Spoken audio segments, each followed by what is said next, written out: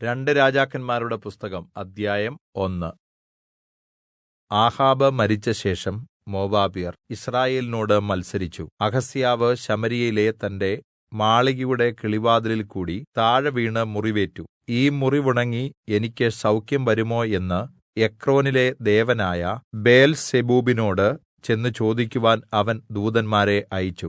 എന്നാൽ യഹോവയുടെ ദൂതൻ തിശ്ബ്യനായ ഏലീയാവിനോട് കല്പിച്ചത്, നീ ശമര്യ രാജാവിന്റെ ദൂതന്മാരെ എതിരേറ്റ് ചെന്ന് അവരോട്, യിസ്രായേലിൽ ദൈവം ഇല്ലാഞ്ഞിട്ടോ നിങ്ങൾ എക്രോനിലെ ദേവനായ ബേൽസെബൂബിനോട് അരുളപ്പാട് ചോദിപ്പാൻ പോകുന്നത്? ഇത് നിമിത്തം നീ കിടക്കുന്ന കട്ടിലിൽ നിന്ന് എഴുന്നേൽക്കാതെ നിശ്ചയമായി മരിക്കും എന്ന് യഹോവ അരുളിച്ചെയ്യുന്നു എന്ന് പറയുക.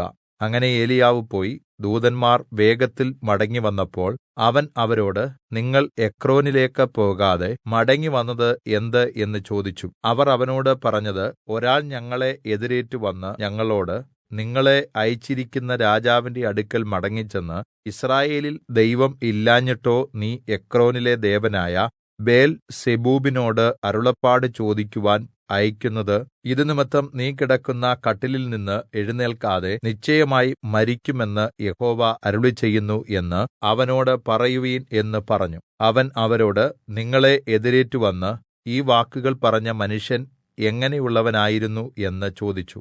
അയാൾ രോമവസ്ത്രം ധരിച്ച് അരയ്ക്ക് തോൽവാറ് കെട്ടിയ ആളായിരുന്നു എന്ന് അവർ അവനോട് പറഞ്ഞു. അവൻ തിശ്ബ്യനായ ഏലീയാവ് തന്നെ എന്ന് അവൻ പറഞ്ഞു. ഉടനെ രാജാവ് 50 പേർക്ക് അധിപതിയായ ഒരു പടനായകനെ അവന്റെ 50 പടയാളികളുമായി ഏലീയാവിന്റെ അടുക്കൽ അയച്ചു.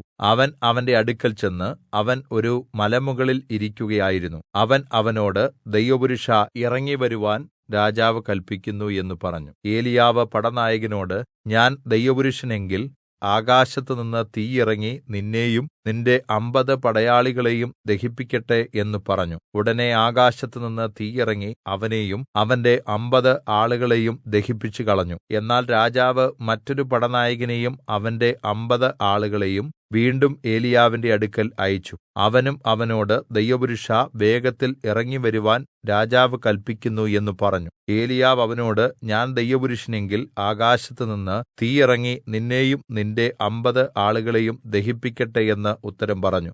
ഉടനെ ദൈവത്തിന്റെ തീ ആകാശത്തുനിന്ന് ഇറങ്ങി അവനെയും അവന്റെ 50 ആളുകളെയും ദഹിപ്പിച്ചു കളഞ്ഞു. മൂന്നാമതും അവൻ മറ്റൊരു പടനായകനെയും അവന്റെ 50 പടയാളികളെയും അയച്ചു. ഈ മൂന്നാമത്തെ പടനായകൻ ചെന്ന് ഏലീയാവിന്റെ മുമ്പിൽ മുട്ടുകുത്തി അവനോട് അപേക്ഷിച്ചത്, അല്ലയോ ദൈവപുരുഷാ, എന്റെയും നിന്റെ ദാസന്മാരായ ഈ 50 പേരുടെയും ജീവൻ രക്ഷിക്കണമേ.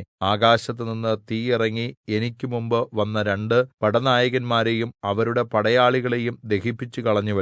എന്നാൽ എന്റെ ജീവനെ ആദരിക്കണമേ. അപ്പോൾ യഹോവയുടെ ദൂതൻ ഏലീയാവിനോട്, അവനോടുകൂടെ പോകുക, അവനെ ഭയപ്പെടണ്ടാ എന്ന് പറഞ്ഞു. അങ്ങനെ അവൻ എഴുന്നേറ്റ് അവനോടുകൂടെ രാജാവിന്റെ അടുക്കൽ ചെന്നു.